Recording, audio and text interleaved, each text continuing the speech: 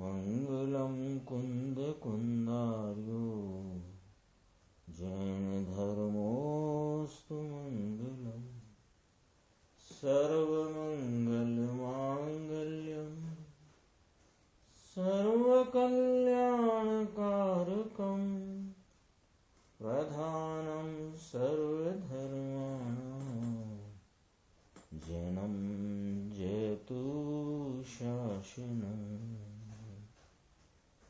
मैं नमो तीर्थनायक को, नमो ओंकार वाणी को, नमो कुंद प्रभु को जिन्होंने ओंकार धारण की।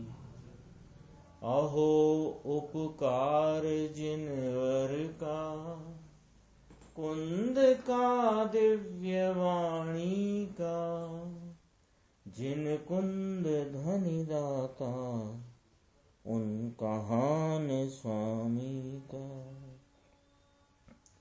रमिऊण जिनम वीरम अनंत वर्णान दंसन सहावम भोक्ष्यामिनियम सारम केवली शुद्ध केवली भणियम। नियम सार जी परमागम ग्रंथ है, इसके कलश नंबर 11 इस पर अपनी चर्चा चल रही थी। कलश 11 में मुनिराज टीकाकार पद्म बलधारी देव कहते हैं कि यह जो मोक्ष का उपाय रूप, मुनियों को मोक्ष का उपाय शुद्ध रत्नत्रयात्मक आत्मा है।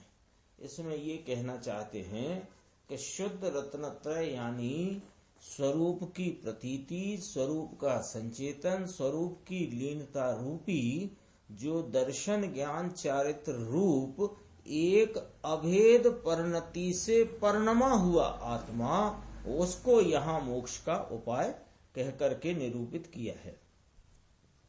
और उसमें ये कहते हैं कि ये जो ज्ञान दर्शन चारित्रमय रत्नत्रय रूप एक अभेद परिणति जिससे कि वह आत्मा परिणमा हुआ है, उस अभेद परिणति, उस शुद्ध रत्नात्रयात्मक अभेद परिणति से परिणमा आत्मा यह मोक्ष का उपाय है। सो ज्ञान कोई दूसरा नहीं, दर्शन कोई अन्य नहीं, ऐसे ही कहा चारित्र भी इससे कोई अन्य नहीं है, ये उस रूप ही है। ये वाली चर्चा यहाँ चलती है। तो पेज नंबर 88 पर एक प्रश्न आया कि द्रव्य संग्रह में भी ऐसा ही कहा है। तो गुरुदेव श्री फरमाते हैं कि हाँ ऐसा कहा है, खबर है ना। क्या कहा है कि ये तीन को अभेद गिनना, तीन माने ज्ञान दर्शन चारित्र रूप भाव, इन तीन को अभेद गिनना खबर है पहले शुरुआत में कि यह तीन का अभेद पना वह मोक्ष का उपाय है। अब क्या कहते, तीन का अभेद पना माने एक परिणति में ज्ञान दर्शन चारित्र की अभेदता रूप एक परिणति, वह आत्मा स्वयं अभेद पने परिणम गया है। ये आत्मा मोक्ष का उपाय है। विषय इस प्रकार है, विषय इस प्रकार है। क्या कहना चाहते हैं कि ज्ञान दर्शन चारित्र यानी स्वरूप की अनुभूति रूप संचेतन रूप ज्ञान और स्वरूप की प्रतीति रूप दर्शन और स्वरूप की लीनता रूप चारित्र, ये तीन भाव जानने लीनता और प्रतीति के आधार से तीन कहे, लेकिन ये एक परिणति है। और एक परिणति जो अभेद, वह जो अभेद आत्मा से परिणमित है, अभेद आत्मा से अभेद है, वो आत्मा मोक्ष का उपाय। कहो समझ में आया? ये परिणित है इसका आत्मा। पॉइंट पकड़ना इसमें। इसमें जो पॉइंट है वो मूल ये है कि दर्शन ज्ञान चारित्र तीन नामों से बताया जाने वाली एक अभेद परिणति, क्योंकि मोक्ष का उपाय है, ये द्रव्य गुण नहीं है, ये पर्याय है। तो मोक्ष का उपाय रूपी जो पर्याय अभेद, वो अभेद पर्याय अभेद तत्व से अभेद वर्तती है।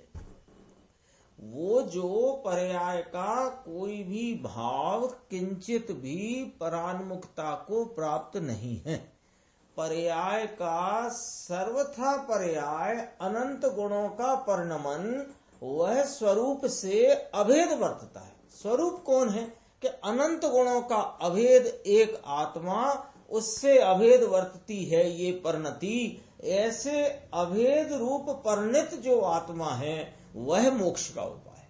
ये वाली बात पकड़ना है। ये परिणित है इसका आत्मा, तो उसमें क्या बात नक्की हो गई देख लो, दोबारा से देखते हैं। देखो, द्रव्य किसे कहना कि अनंत गुणों का अभेद रूप जो भाव एक है वो तो है द्रव्य, और उसकी वर्तती हुई पर्याय है, ये द्रव्य पर्याय स्वरूप वस्तु है। ठीक है, अब ये पर्याय का खेल चल रहा है। द्रव्य तो अभेद त्रिकाल एक रूप स्वरूप वो तो बना ही हुआ है, द्रव्य तो अनंत गुणों की अभेदता का एक भाव तो ज्यों का त्यों रहा है। अब उसकी पर्याय में पलटन है। जो पर्याय में पलटन है, तो ये पर्याय जो है ना, ये पर्याय पहले अज्ञान अवस्था में ये बहिर्मुखता में वर्तती थी, यानी इसका विषय कोई बाहर का पदार्थ, बाहर का भाव था। अब ये संसार उपाय है, लेकिन जो पर्याय समस्त अपने गुणों की दशा से इस एक रूप स्वरूप आत्मा से अभेद वर्तती है, उसको विषय करके वर्तती है, तो उसमें प्रतीति, संचेतन और लीनता रूपी जो भाव तीन कहे, वो तीन रूप एक अभेद परिणति, वह जो आत्मा से अभेद वर्तती है, ये आत्मा मोक्ष का उपाय है। यहां ये वाली बात। तो इसमें क्या नक्की हो गया कि ये पर्याय व्यवहार विकल्पों में नहीं है परिणित, ये पर्याय तो अपने अभेद द्रव्य से अभेद होकर के हो रही है परिणमित। ये मोक्ष का उपाय। ये जो व्यवहार के विकल्प हैं, इनसे आत्मा परिणित नहीं है, ये तो अनात्मा है। बहुत अधरू काम छे। अधरू नाम बहुत बारीकी से आचार्य परमात्मा मुनिराज के भाव को हृदय में बिठाना, अर्थात चित्त में बराबर उस भाव को ले लेना थोड़ा कठिन तो है, अधरू काम है। लेकिन थोड़ी चित्त की एकाग्रता हो तो मुनिराज क्या कहना चाहते हैं, आचार्य परमात्मा की गाथा पर कलश चढ़ाते हुए मुनिराज क्या कहना चाहते हैं, ये हमें आसानी से समझ में आ जाती है बात। बीत राग का दर्शन और इसको प्राप्त करना अलौकिक बात है, अंतर से है, बाहर बाड़े से नहीं। बाड़े में तो कहने लग गए हम महावीर के पुत्र हैं, अथवा महावीर की संतान हैं, अथवा महावीर के कुल के हैं, बड़ी अच्छी बात है। लेकिन महावीर प्रभु ने क्या कहा, अगली गाथा आने वाली है। किसे तो कहना आप्त, और किसे तो कहना आगम, और किसे तो कहना तत्व। तीन बातें आएंगी, बहुत अच्छी गाथा आने वाली है 5 नंबर।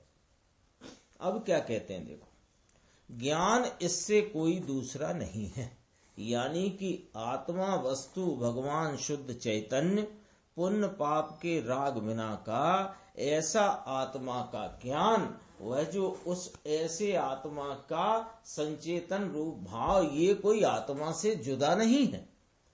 यह ज्ञान इससे कोई दूसरा नहीं। आत्मा ज्ञान रूप से परिणमा, ये ज्ञान कौन सा ज्ञान लेना, ज्ञान स्वभाव नहीं, जरा देखना पॉइंट। ज्ञान स्वभाव स्वरूप आत्मा है, सो ज्ञान तो आत्मा से अन्य नहीं, ये बात तो बराबर है। लेकिन जो वर्तती हुई ज्ञान की अवस्था, जो ज्ञान स्वभाव आत्मा को लक्ष्य करके उससे अभेद रूप परिणमी है, तो उस ज्ञान में ज्ञायक का ज्ञान जो बरत रहा है, ये ज्ञान आत्मा से जुदा नहीं है कोई। समझ में आया? देखो, यहाँ ज्ञान से पहले लिया, पाठ में लिया है, पहले ज्ञान फिर दर्शन फिर चारित्र, ऐसा लिया। कुंदाचार्य ने पाठ में लिया। गुरुदेव श्री कहते हैं अपन से, यह तो धीमे से समझने की अंतर की बात है भाई। ये कोई चौपड़ा पड़ जाए, बाँच जाए, बातें कर जाए, ऐसी बात नहीं है। वाद विवाद करे कि इसमें ऐसा है बापू, ये बात यहाँ नहीं। क्या कहना है? ये वाद विवाद का विषय नहीं है। यह बात तो अंतरंग में समझने की बात है। ये क्या कहते हो साहब? कभी कहते हो आप ज्ञान की पर्याय द्रव्य से न्यारी है, कभी कहते हो कि ज्ञान की पर्याय जिसमें ज्ञायक प्रभु का ज्ञान वर्तता है, ऐसी वह ज्ञान की पर्याय इस भगवान त्रिकाली से जुदा नहीं। अब करे वाद विवाद।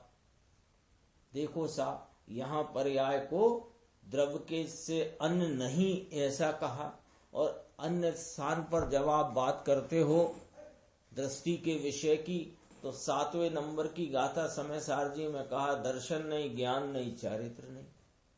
तो ये तो विवाद का विषय हो गया। तो किसने कहा विवाद का विषय हो गया? ये तो किंचित विवाद का विषय नहीं है।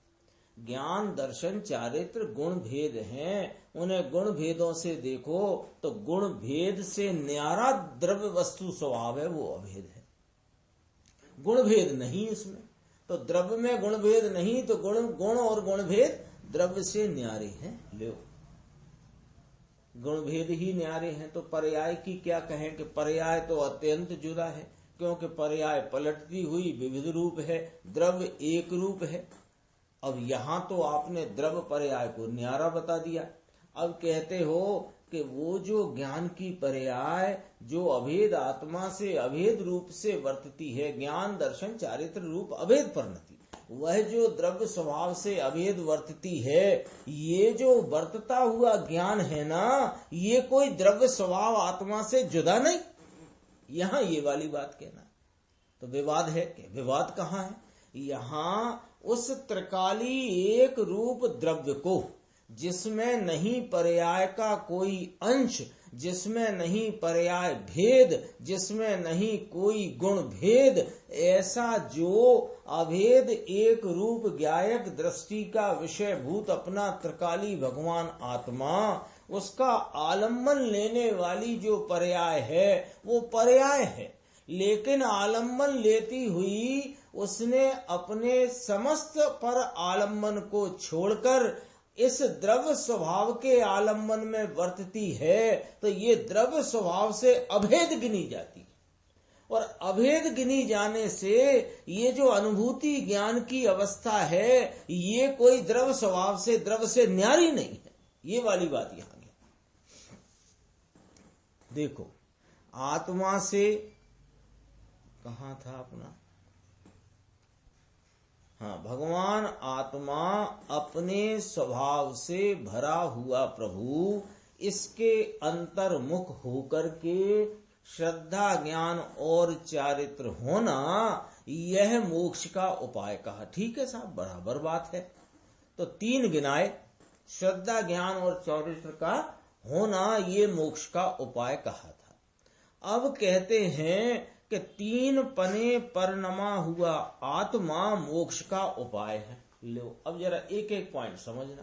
पहले क्या कहा कि ये भगवान आत्मा अपने स्वभाव से भरा हुआ प्रभु, ये एक विषय। कौन सा विषय? आलम्बन भूत विषय, आश्रय भूत विषय, दृष्टि का विषय।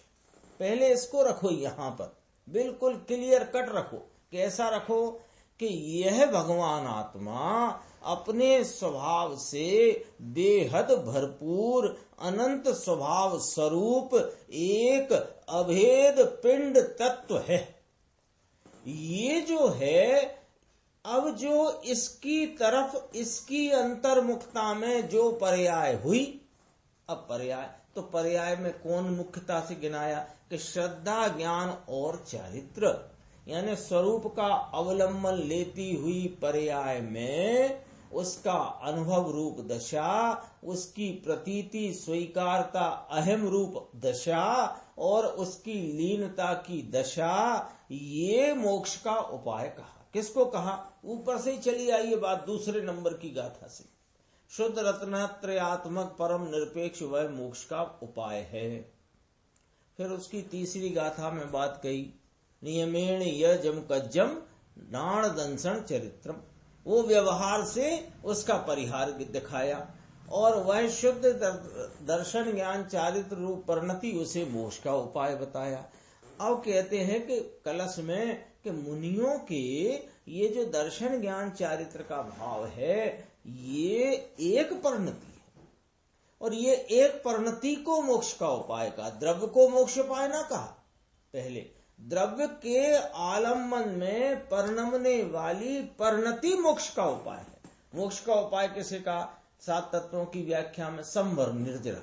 संवर निर्जरा पर्याय है कि द्रव्य है कि महाराज? पर्याय है। तो पर्याय जो द्रव्य का आलम्बन लेकर के वर्तती है वो पर्याय को मोक्ष का उपाय कहा। ठीक है ना बात? अब क्या कहते हैं कि ये 3 पने परिणमा कौन? दर्शन ज्ञान चारित्र रूप भाव से शुद्ध ज्ञान, शुद्ध प्रतीति, शुद्ध लीनता रूप शुद्ध उपयोग की परिणति, इस भाव से परिणमा कौन? कि ये जो आत्मा, ये आत्मा इस भाव से परिणमा हुआ आत्मा, ये मोक्ष का उपाय। हो गई स्पष्ट बात, जटिल तो नहीं है, बात सरल है, सरल और सीधी है। क्रम क्रम से पकड़ने से पूरी बात समझ में आती है। एक है दृष्टि का विषय अपना त्रिकाली भगवान आत्मा, एक रूप स्वरूप अभेद पिंड वस्तु तत्व।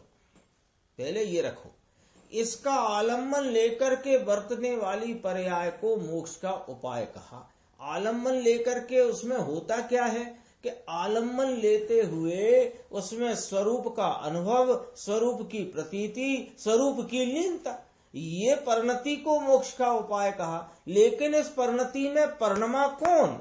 कि वह जो आत्मा, वह परिणमित आत्मा, वह मोक्ष का उपाय।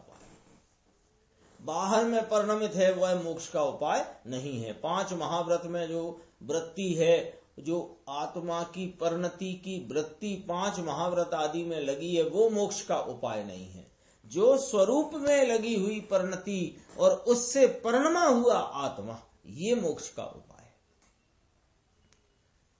मोक्ष का उपाय ज्ञान दर्शन चारित्र। देखो क्रम से कहते हैं, मोक्ष का उपाय ज्ञान दर्शन चारित्र, बराबर बात है। और दर्शन ज्ञान चारित्र से परिणमा आत्मा, वह मोक्ष का उपाय। इसलिए क्या नक्की हुआ? आत्मा से ज्ञान दर्शन चारित्र और ये कोई जुदा नहीं है। व्यवहार ज्ञान ये तो आत्मा से जुदा चीज है, ये तो अनात्मा है। 5 महाव्रत का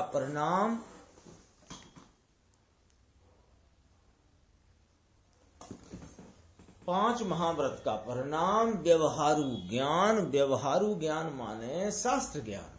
व्यवहारु देवगुरु शास्त्र श्रद्धा का विकल्प, यह तो आत्मा से जुदा चीज है, अनात्म वस्तु है, अनात्मा है। समझ में आया?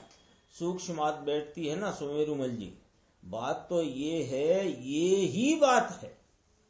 किसी को ऐसा लगे, लेकिन ऐसा एक निश्चय सच्चा सच्चा, अरे कुछ खोटा नहीं, सच्ची बात है यह। तो किसी को लगता है एकांत तानते हो, निश्चय की बात कहते हो। अरे निश्चय की बात क्या कहते हैं? परमार्थ होता है, इतनी बात कहते।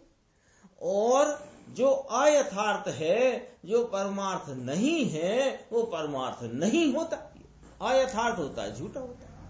इसमें क्या तकलीफ है? कहते हैं सच्चे संत वनवासी होते हैं, इनको बाह्य में तो नग्न दशा होती है और अंतर में इनको ऐसी दशा होती है। संत वनवासी मुनिराज, क्योंकि यहाँ कलश में कहा मुनियों का मोक्ष उपाय तो यह 3 पने से परिणमा हुआ आत्मा, वह मोक्ष का उपाय है। तो मुनिराज कैसे हैं? कि बाह्य में तो नग्न दशा है, नग्न दिगंबर यानी धागा मात्र भी जिनके परिग्रह बाहर में दिखाई देता नहीं, एक धागा भी जिनके शरीर पर होता ही नहीं, ऐसी तो बाह्य की नग्न दशा है। और अंतरंग में ऐसी दशा है कि अपने स्वरूप से परिणति, अपने स्वरूप के आलम्बन से परिणति जो अभेद वर्तती है वह मुनिराज है। कैसी देखो, स्वभाव के आश्रय से दर्शन ज्ञान चारित्र प्रकट हुआ होए तो यह आत्मा ही उस परिणति से परिणमित आत्मा ही मोक्ष का उपाय है। बाहर की क्रिया, शरीर की क्रिया और विकल्प यह कोई मोक्ष का उपाय नहीं, कारण कि आत्मा इस रीति से होता नहीं। ये क्या कहा, ये भी पकड़ लो बात, बहुत अच्छी बात है कि आत्मा इस रीति से कभी होता नहीं। व्यवहार, श्रद्धा, देवगुरु शास्त्र की, शास्त्र आदि का ज्ञान, व्रतादि दान दया के विकल्प, इन रूप आत्मा कभी परिणमित नहीं होता। आत्मा तो अपने स्वभाव की प्रतीति, अनुभव और लीनता रूप ही परिणमित होता है, और ऐसा परिणमित आत्मा वह मोक्ष का उपाय। समझ में आया? आत्मा इस रीति से होता नहीं। आत्मा जिस रूप से नहीं होता, आत्मा त्रिकाल व्यवहार विकल्प रूप होता ही नहीं, तो वह मोक्ष का कारण हो सकता नहीं। मुक्ति किसकी होना है? आत्मा की। तो आत्मा आत्मा रूप परिणमता है, और आत्मा आत्मा रूप परिणमता हुआ मुक्ति को प्राप्त होता है। आत्मा अनात्मा रूप परिणमे, राग रूप परिणमे, व्रत आदि के विकल्प रूप परिणमे और आत्मा की मुक्ति हो तो ऐसा नहीं, क्योंकि वह तो अनात्मा है।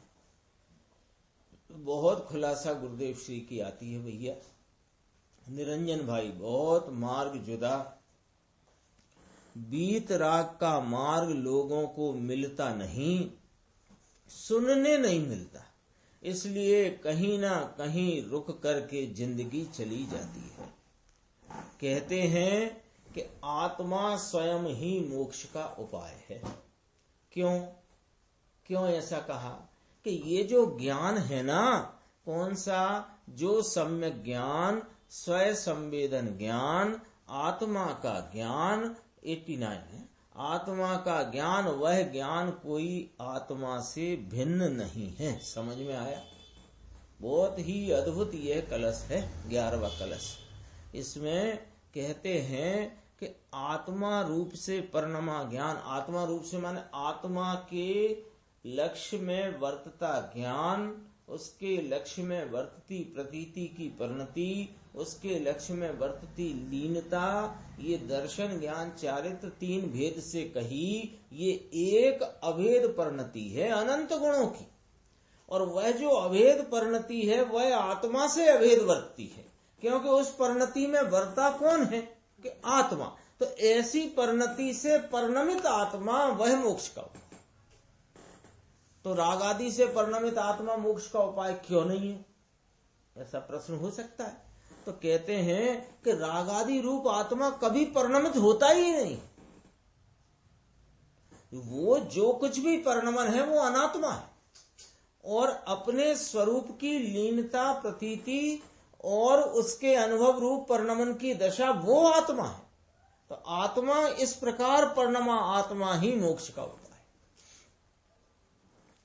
सम्यक दर्शन भी कहाँ था? यहाँ ये था ना, ज्ञान जो सम्यक ज्ञान, स्वयं संवेदन ज्ञान, आत्मा का ज्ञान, ये परिणमित ज्ञान कोई आत्मा से जुदा नहीं है। दर्शन भी इससे दूसरा नहीं ही।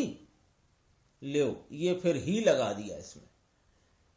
कहो समझ में आया? सम्यक दर्शन भी आत्मा के निर्विकल्प श्रद्धा की परिणति, ये आत्मा है। आत्मा से सम्यक दर्शन जुदी चीज नहीं है, और शील नाम चारित्र भी दूसरा नहीं। देह की क्रिया अथवा पंच महाव्रत का विकल्प यह चारित्र नहीं है।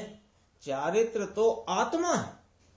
स्वरूप की आनंद की लीनता रूप से परिणमा हुआ आत्मा वह चारित्र है। इससे चारित्र जुदी चीज कोई अलग भिन्न है नहीं। यह किसने कहा? तो मुनिराज कहते हैं यह मोक्ष को प्राप्त करने वाले अरिहंत भगवंतों ने ये बात कही है। आना आबू कोने कयू, ऐसा किसने कहा कि मोक्ष को प्राप्त करने वाले अरिहंत भगवंतों ने, इसमें अरिहंत आया। टोडरमल जी में पहले अरिहंता लिया है ना, शुरुआत में 5 नवकार लिए, नमो अरिहंताड़म। नमो अरिहंताड़म नहीं लिया, अर्थ में अरिहंताड़म किया।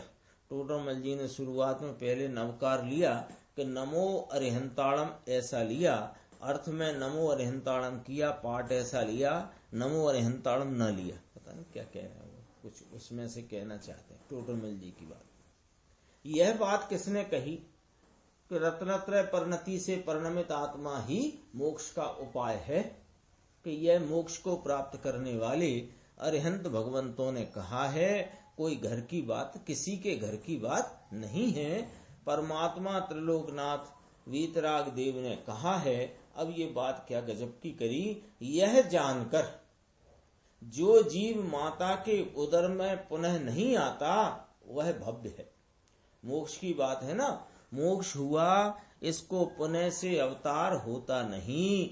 ऐसा सम्यक दर्शन ज्ञान चारित्र रूप परिणमित होकर आत्मा मोक्ष को प्राप्त करता है। यह पुनः माता के उदर में नहीं आता, पुनः इसका अवतार नहीं होता। इसको यहाँ भव्य जीव यानी मोक्ष के मार्ग पने परिणमे हुए को मोक्ष का उपाय कहने में आता है। ये चर्चा 11वें कलश की पूरी होती है और अगला व्याख्यान गाथा 5 से शुरू होता है। ये गाथा भी बहुत अद्भुत है। इस गाथा में आप्त की, आगम की और तत्व की, इसकी व्याख्या इस गाथा में आई है। देखो अपन गाथा 5 का पाठ करते हैं।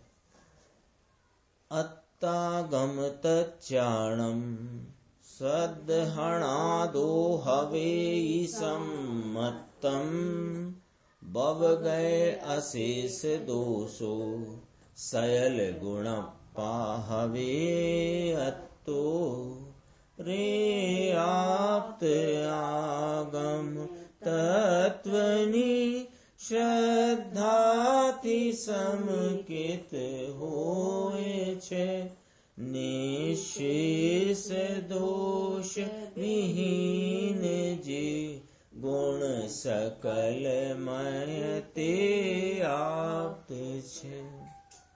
इसमें व्यवहार सम्यक्त का स्वरूप बताया गया है ना। पहले ही टीकाकार आचार्य ने उत्थानिका वहां लिखते हैं ना, वो टीका की लाइन में, तो कहा यहाँ यह व्यवहार सम्यक्त के स्वरूप का कथन है।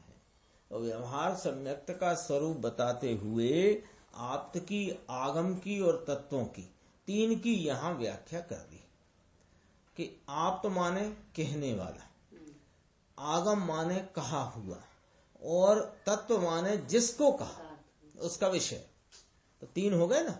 आप्त, आगम और तत्वों की श्रद्धा से सम्यक्त होता है। ये किस सम्यक्त की व्याख्या है? व्यवहार सम्यक्त की, क्योंकि वास्तविक सम्यक्त की व्याख्या तो ऊपर आ चुकी है। निजात्मा की श्रद्धा प्रतीति, उसको सम्यक्त कहा। देखो, आप्त, आगम और तत्वों की श्रद्धा से सम्यक्त होता है। व्यपगत अशेष दोषा, जिसके अशेष नाम, अशेष का अर्थ हुआ समस्त, जिसके अशेष माने बाकी रहे हुए बिना समस्त दोष दूर हो गए हैं, जिसके समस्त दोष दूर हो गए हैं, ऐसे जो सकल गुणमय पुरुष वे आप्त हैं। आप्त की व्याख्या कर दी सूत्रकर्ता आचार्य ने। फिर आप्त की व्याख्या करके आगम की और तत्व की व्याख्या टीकाकार मुनिराज ने इसमें अपने को बताई है। देखो टीका, यह व्यवहार सम्यक्त के स्वरूप का कथन है। इस गाथा में, गाथा नंबर 5 नियम सार में क्या बताया है? व्यवहार सम्यक्त का स्वरूप बताया है। किस प्रकार के? सुनो। आप्त यानी शंका रहित, अपन ने क्या पढ़ा था अभी? व्यपगत अशेष दोषा सकल गुणात्मा आप्त भवेत। जो अशेष जिनके दोष दूर हो गए हैं, यानी कुछ शेष नहीं रहे हैं, वे सकल गुणमय पुरुष ही आप्त हैं, ये कहा था ना। अब यहाँ टीकाकार मुनिराज ने क्या बात डाली? आप्त यानी शंका रहित। शंका माने क्या? कि शंका माने सकल मोह राग देश आदि दोष। मोह राग देश क्या है? दोष है। तो सकल मोह राग देश की जिनकी शंका निर्मूल हो गई है, रहित, शंका रहित। शंका यानी सकल मोह राग देश आदि दोष। और आगम यानी आप्त के मुखार बिंद में से निकली हुई। ये तो उपमा से बात करते हैं, मुखार बिंद। ऐसे तो उनके सर्वांग से वाणी निकलती है, वास्तव में तो वाणी वाणी से निकलती है। और वहां उनका वो जो शरीर अभी संग में है वो उसमें निमित्त कहा जाता है, और वास्तव में वो उसमें उनका केवल ज्ञान निमित्त है। वाणी में वाणी का जो भाव है उसमें, और वाणी का जो परिणमन है उसमें शरीर निमित्त है, सर्वांग है वो। इसलिए आप्त के मुखार बिंद में से निकली हुई। अब देखो आगम किसे कहना, उसकी व्याख्या। आप्त की व्याख्या आ गई। सकल मोह राग देश जिनके खत्म हो गए हैं, निर्मूल हैं, वे आप्त हैं। सकल गुणमया कहा था ना, सकल गुण, सकल गुणात्मक। हाँ, अब क्या कहा? ऐसे पुरुष जिनके समस्त मोह राग देश नाश हो गए हैं, ऐसे सकल गुण को प्राप्त आप्त, उनके मुखार बिंद से निकली हुई समस्त वस्तु विस्तार का स्थापन करने में समर्थ ऐसी चतुर्वचन रचना। चतुर शब्द लगाया। चतुर का अर्थ है कि वचन रचना ऐसी कोई विशिष्ट, ऐसी विशिष्ट वचन रचना जो वस्तु के विस्तार का, माने वस्तु के निरूपण का स्थापन करने में समर्थ है। ऐसी वह वाणी जो आप्त के द्वारा प्राप्त है, उसका नाम आगम है। हर किसी का नाम आगम नहीं है। सकल गुणों में हूँ, सकल दोषों से रहित हूँ। हाँ, सकल गुण स्वरूप, सकल दोष रहित, ऐसे आप्त से प्राप्त जो समस्त वस्तु विस्तार के स्थापन करने में समर्थ चतुर्वचन रचना रूप जो वाणी है वो आगम है। अब आगम में कहा क्या है कि वो सुनो। तत्व नाम बहिर्तत्व और अंतः तत्व, दो तत्वों की बात करी। देखो, तत्व नाम बहिर्तत्व और अंतः तत्व रूप परमात्म तत्व, ऐसे दो भेद वाला है। तत्व दो भेद वाला है। अंतः तत्व रूप तो परमात्म तत्व, और बहिर्तत्व रूप भी उसमें आते हैं, आश्रव वंश, अजीव आश्रव आदि, है ना। ऐसे दो भेद वाला है। अथवा इसको ऐसे कहो कि तत्व की व्याख्या करी तो तत्व कितने हैं? कि 7 प्रकार के हैं। जीव, अजीव, आश्रव, संवर, निर्जरा, बंध और मोक्ष। देखो, ये पद्म प्रम मल्लधारी देव ने भी ये क्रम लिया। 9 पदार्थों का जो क्रम समय सार में लिया ना, हाँ, वो वही क्रम यहाँ लिया। जीव, अजीव, पुण्य, पाप, आश्रव, संवर, निर्जरा, बंध, मोक्ष। यहाँ पुण्य पाप को आश्रम में ही रखा और कहा जीव, अजीव, आश्रव, संवर, निर्जरा, बंध और मोक्ष। ऐसे भेदों के कारण 7 प्रकार के हैं। तो इस प्रकार 3 बातें अपने सामने आई कि आप्त की बात आई, आगम की बात आई और तत्व की बात आई। आप्त किसे कहना? कि सकल दोषों से जो रहित हैं और सकल गुणमय हैं, वे तो हैं आप्त। और इन आप्त से जो प्राप्त है, क्या प्राप्त है? कि सकल वस्तु विस्तार का स्थापन करने में, निरूपण करने में समर्थ जो वचन रचना है, उसका नाम आगम है। सो आगम में कहा क्या गया है? कि आगम में 7 तत्वों का वर्णन किया।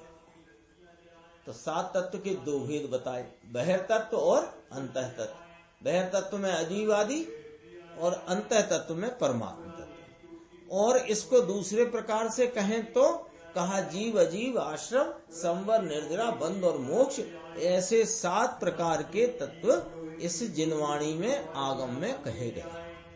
इन 3 का जो सम्यक श्रद्धान है वह व्यवहार सम्यक है। ठीक है। अब अपन कहते नहीं सच्चे देव शास्त्र गुरु की श्रद्धा, तो सच्चे देव शास्त्र गुरु और उनके कहे हुए वचन 7 तत्व, अंतः तत्व और बहिर्तत्व, इनकी जैसे है वैसा जानना, इसका नाम क्या कहा? व्यवहार सम्यक है। क्योंकि सम्यक शब्द यहां भी लगाया है। सम्यक शब्द सम्यक श्रद्धान लिखा है ना। सम्यक श्रद्धान क्यों? कि आप्त का स्वरूप तो है कुछ और तुम किसी को आप्त मानो। तुम कहोगे भामंडल वाले हैं, छत्र चमर वाले हैं, सो बे आप्त हैं, कि नहीं, आप्त की तो ये व्याख्या हमने की ही नहीं। तुम कहो बहुत बलशाली हैं, चमत्कारी हैं, और उनके तो तुरंत ही ऐसा अतिशय होता है, वैसा अतिशय होता है। हमने कब तो ये व्याख्या आप्त की है? आप्त की व्याख्या इतनी सी है कि जिनके सकल राग द्वेष मोह नष्ट हो गए हैं और सकल गुण जिनके प्रकट हो गए हैं, ऐसे वे आप्त हैं। और ऐसे आप्त द्वारा कही गई जो बात है, कैसी बात? कि सकल वस्तु विस्तार को समझाने में समर्थ ऐसी जो चतुर वचन रचना है वो आगम है। इसके अलावा कोई आगम है कि नहीं? तो हर किसी को आगम कह देना, हर किसी को आगम मानना, ये मिथ्या श्रद्धा है। और सच्चे देव की जो 7 तत्वों को बताने वाली जो जिनवाणी है, जिसमें सकल वस्तु विस्तार की का निरूपण किया जाता है, ऐसा वह आगम है। ऐसे आगम को सम्यक प्रकार से स्वीकार करना। और उसमें कहा हुआ विषय क्या है? जीव अजीव आश्रम संवर निर्जरा बंध और मोक्ष। तो ये जो 7 तत्व कहे, इनका जैसा स्वरूप है वैसा जानना। शरीर सहित जीव को जीव मानना, ये मिथ्या श्रद्धा है। एक इंद्रिय जीव ये व्यवहार से बताया, इसे तुम जीव मानते हो, ये मिथ्या श्रद्धा है। क्योंकि जीव के इंद्रिय नहीं होती, जीव के शरीर नहीं होता है। जीव तो चेतनमयता को जो प्राप्त है वो जीव है, और अचेतन वस्तु है वो अजीव है। ये मतलब निकला ना 7 तत्व में से। और रागादि भाव वे आश्रम है। राग आदि का रुकना सो संवर है, अथवा शुद्धि का प्रकट होना संवर है। शुद्धि की वृद्धि निर्जरा है। आश्रम में रुकना बंध है, और शुद्धि की परिपूर्णता वह मोक्ष है। इस प्रकार जैसा उसमें निरूपण है वैसा ही जानना, यह सम्यक्त है। लेकिन कौन सा कहा? व्यवहार सम्यक्त। व्यवहार सम्यक्त कह के क्या समझना चाहिए अपने को? कि सम्यक्त है नहीं। सम्यक दृष्टि को आप्त के, आगम के और तत्वों के संबंध में ऐसा ही जानना और मानना होता है, तब उसे व्यवहार सम्यक्त कहने में आया। गुरुदेव का व्याख्यान है 8 नंबर का। देखो, नियम सार जीव अधिकार गाथा 5। ये व्यवहार सम्यक्त के स्वरूप का कथन है। ये व्यवहार समकित निश्चय समकित को बताता है। ऐसा आया है, ऐसा आया ना पहले। क्यों, कैसे आया? चौथी गाथा में आया। भेद कथन द्वारा अभेद को बताया जाता है। तो भेद कथन द्वारा ऐसा जो व्यवहार संकेत होता है, ये अंदर निश्चय अनुभव का संकेत हो, ऐसा ये बताता है। लो साहब, व्यवहार संकेत नहीं होता, लेकिन व्यवहार संकेत निश्चय संकेत की सूचना देता है। कैसे देता है? कि जिसके अंतरंग में अपने स्वरूप की प्रतीति रूप जो श्रद्धा का भाव वर्तता है, उसको ऐसे ही आप्त की, ऐसे ही आगम की और 7 तत्वों की इस ही प्रकार की श्रद्धा होती है। ऐसा बाहर में होने से ये बाहर का व्यवहार संकेत निश्चय संकेत को बताता है। चंदू भाई, व्यवहार होए और निश्चय ना होए ऐसा यहाँ नहीं। तो ये प्रश्न किया किसी मुमुक्षु ने कि निश्चय बिना का व्यवहार होता ही नहीं। तो गुरुदेव श्री फरमाते हैं, लेकिन ये बात यहाँ नहीं है, ये यहाँ बात ही नहीं। तो वो ये कह रहा है कि जिसको निश्चय होता है उसी को व्यवहार होता है। हाँ, वो बात निश्चय यहाँ बिना का व्यवहार होता नहीं। यहाँ तो भेद की बात कर हम रहे हैं। ये वाली बात नहीं बता रहे, यहाँ तो ये बता रहे हैं कि भेद है ना, ये अभेद को बताता है। इसलिए ऐसे संकेत को संकेत कहने में आया है। ऐसा संकेत जिसको ऐसी व्यवहार श्रद्धा होए, इसको अंतर निश्चय सम्यक आत्मा का अनुभव संकित होता है, यानी उसको अपने स्वरूप की अनुभव प्रतीति दशा होती है, ऐसा बताने वाला ये व्यवहार संकित। क्या स्थितियां बदल गई, प्ररूपणा उतनी स्पष्ट जिनवाणी की रही नहीं, इसलिए ये सारे प्रश्न खड़े हो गए। कौन से? निश्चय बिना का व्यवहार होता नहीं, ये बात कहने की जरूरत ही नहीं। अरे जो व्यवहार है ये निश्चय संकित की सूचक है, उसका बताने वाला है। लेकिन अभी उल्टा पड़ गया। अभी क्या पड़ गया कि व्यवहार में लिप्त पुरुष इतने दिखाई देते हैं कि ये कहना पड़ता है कि इसे व्यवहार नहीं कहते।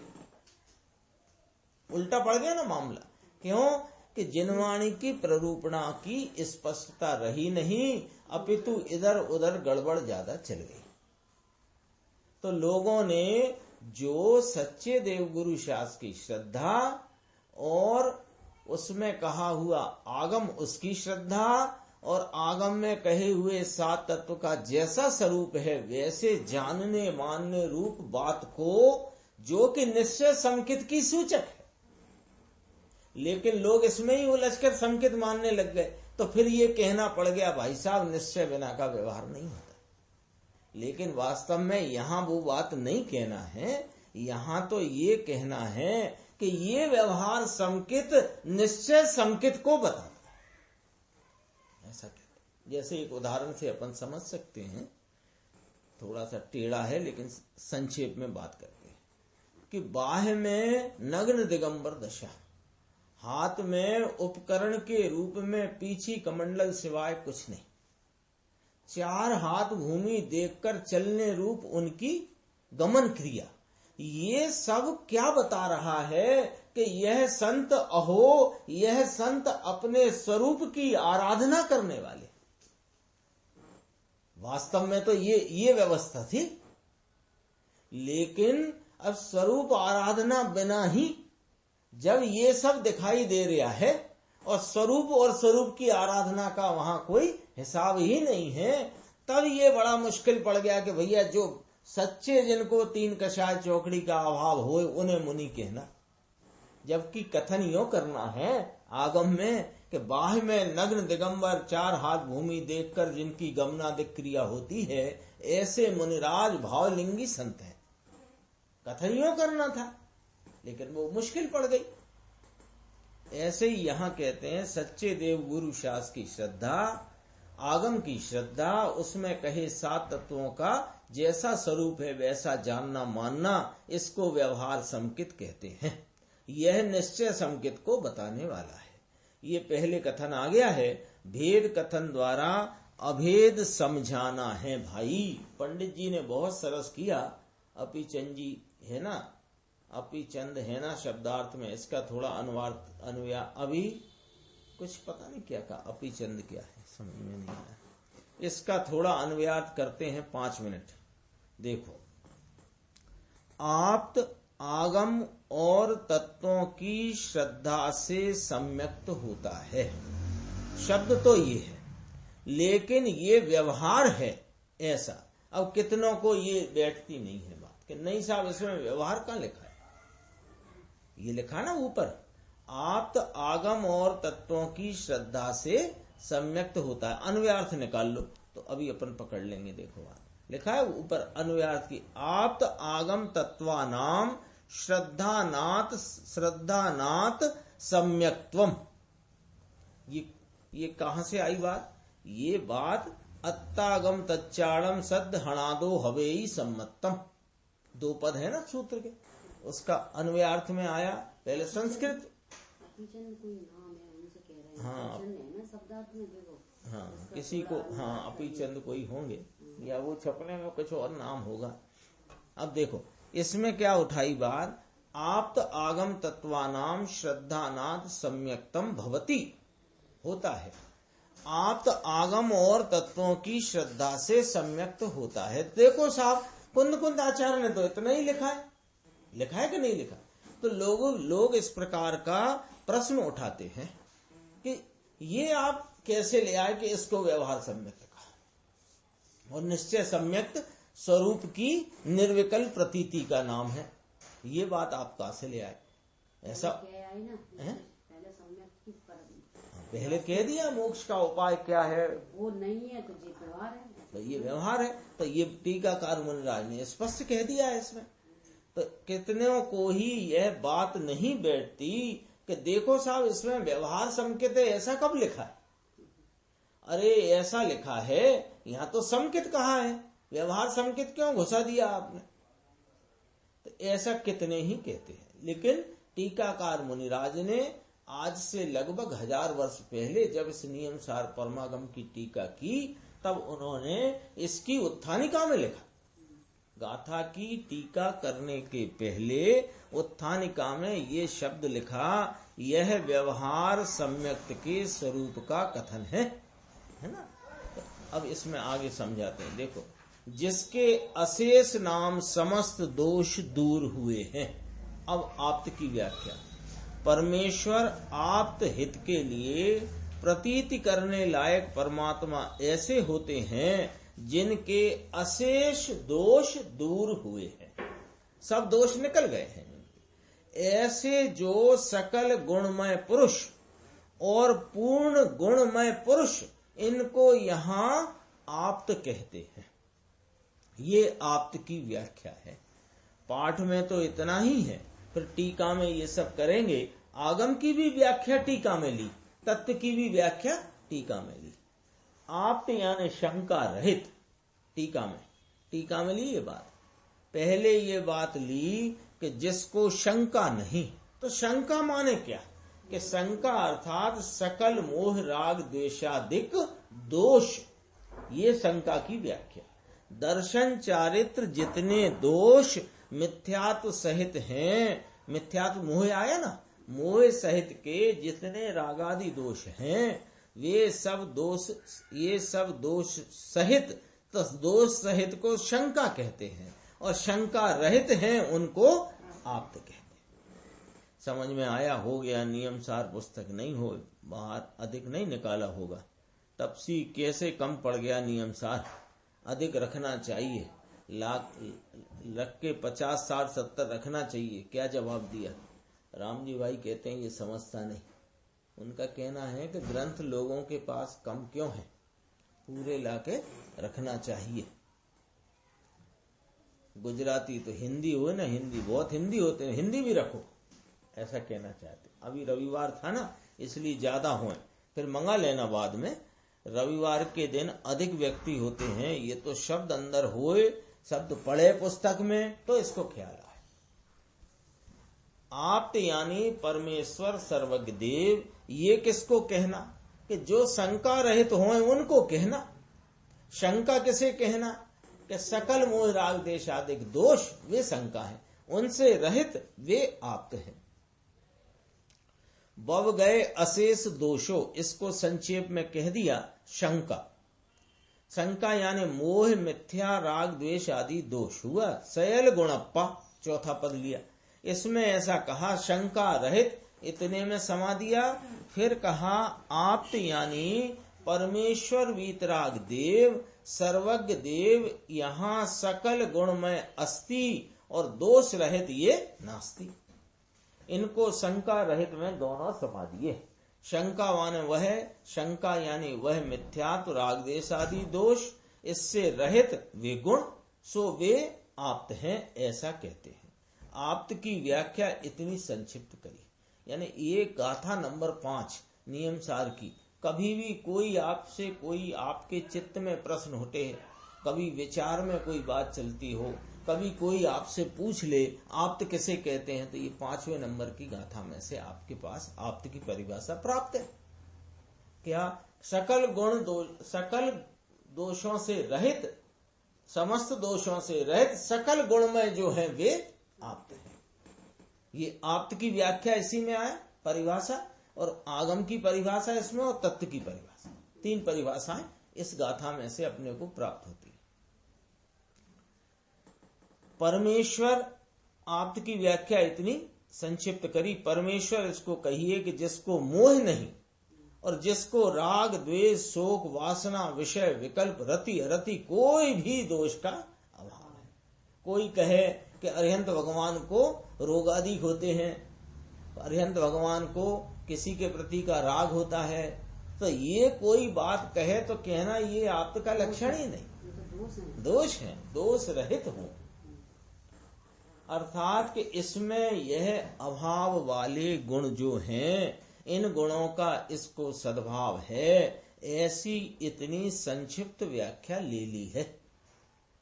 अब दूसरी व्याख्या आई, क्या आगम किसको कहना, कि आगम की व्याख्या पाठ में समुच्चय शब्द है, लेकिन यहाँ अब इसकी व्याख्या है। समुच्चय शब्द माने वहां एक साथ कह दिया, आप्त आगम और तत्व इनकी सम्यक श्रद्धान को सम्यक्त कहते हैं, व्यवहार सम्यक्त, ऐसा ले लिया।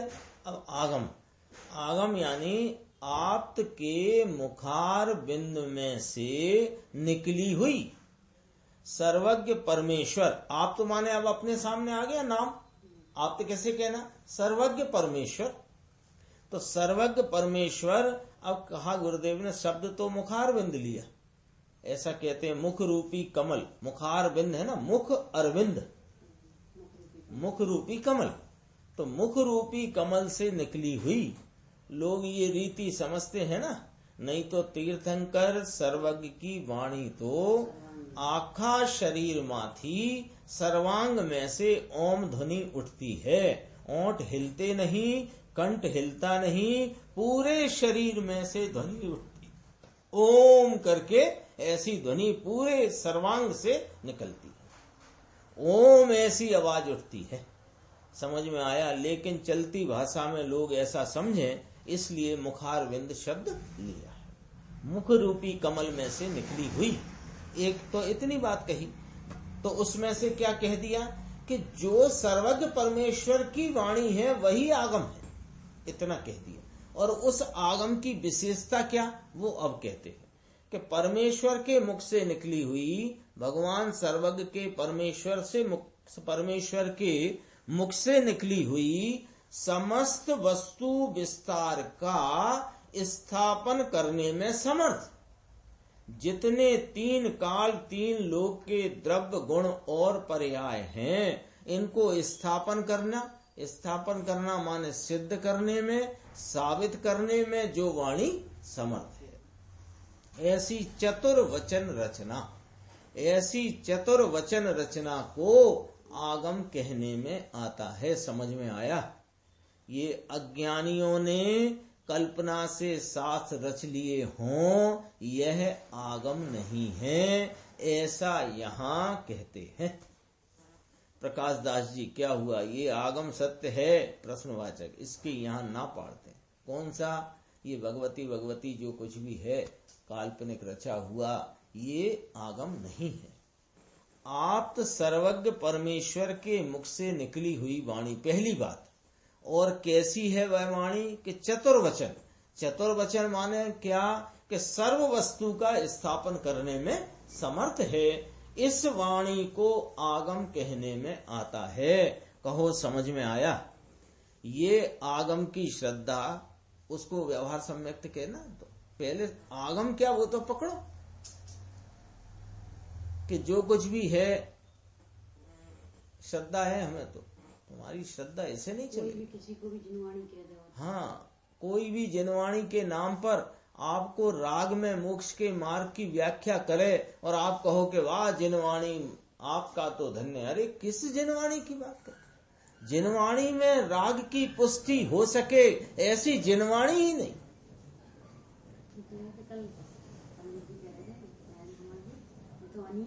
अनीति अनीति राग को धर्म बताए और वो जिनवाणी कहे तो वो तो जिनवाणी भी नहीं है और अनीति है।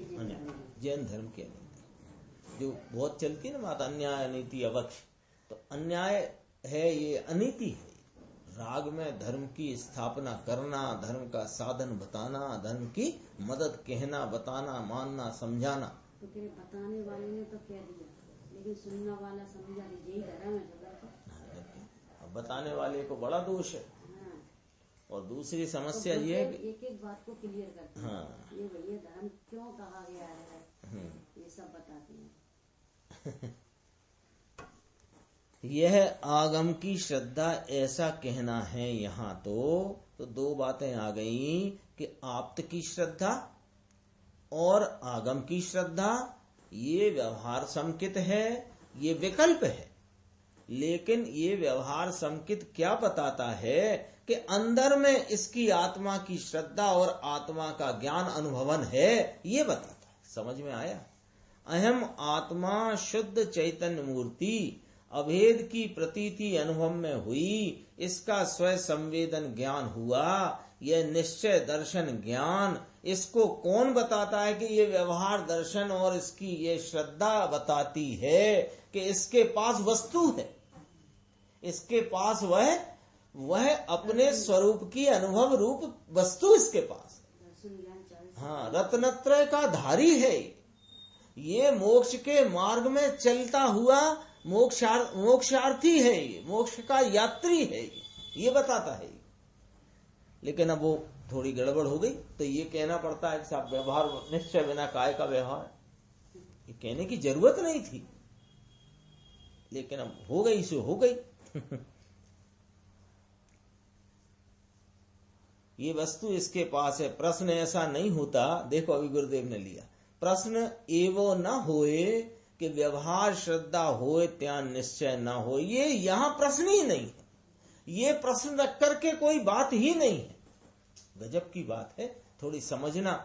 कोई ऐसा प्रश्न अपने चित्त में आए कि व्यवहार श्रद्धा होए वहां निश्चय होए और ना भी होए, ये यहाँ प्रश्न नहीं है। यहाँ तो इस प्रकार की बात की स्थापना की गई है कि व्यवहार श्रद्धा जिसकी ऐसी है वहां निश्चय सम्यक्त निश्चय अनुभव दशा होती है। मुमुक्षु ने कहा ये तो व्यवहाराभास होता है। व्यवहाराभास नहीं, इसको ये व्यवहार ही नहीं, ये वाली बात अभी यहां नहीं करना। वो देखो ये वाली बात अभी वर्तमान में कोई काल दोष में फैल गई है, लेकिन ये व्यवस्था के अंतर्गत की बात नहीं। काल दोष में ऐसी फैल गई कि ज्ञानियों के व्यवहार की नकल करके लोग अपने को ज्ञानी समझने लगे अथवा ज्ञानी मानने बनाने लगे। ये बात गलती गड़बड़ी रूप से फैली है, तब उसमें फिर व्यवहाराभास शब्द डालना पड़ा। समझ में आई बात? यानी निश्चय दूसरे व्यवहार को मानने लग गए ना, तो इसलिए उसे व्यवहार है नहीं। क्यों कि निश्चय नहीं, तो व्यवहार बिना का निश्चय नहीं, निश्चय बिना व्यवहार नहीं होता। ये बात भी यूं करनी पड़ी कि नकली व्यवहार चल गया, तो अब फिर नकली व्यवहार को व्यवहाराभास शब्द से सूचित किया। यदि वास्तव में देखा जाए तो आगम में व्यवहाराभास शब्द तो एक समझाने के लिए उपस्थित हुआ है। वास्तव में तो निश्चय हो व्यवहार दो शब्द इसके द्वारा सारी जिनवाणी में चर्चा है। बताओ व्यवहाराभास से क्या चर्चा है? वो तो क्लियर करने के लिए ये शब्द को यहाँ प्रस्तुत किया, इसलिए गुरुदेव ने उस शब्द को यहाँ नहीं लिया, मना कर दिया ना कि इस बात को यहाँ नहीं रखना। यहाँ तो ये बात रखना है कि ऐसा जिसका व्यवहार है उसको निश्चय सम्यक दर्शन होता है, ये वाली बात रखना। ये व्यवहाराभास नहीं, लेकिन इसको व्यवहार ही नहीं, उसका मतलब व्यवहाराभास।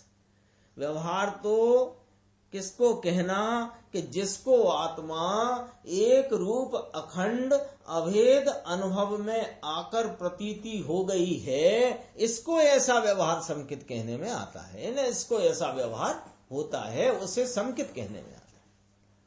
सुमेरुमल जी भाई देखो, देव ऐसे होते हैं, समझ में आया? इसका खुलासा करेंगे। 18 दोष रहित देव होते हैं। समय अपना हो गया, आगे चर्चा इसमें अपन आगे की स्वाध्याय में लेंगे।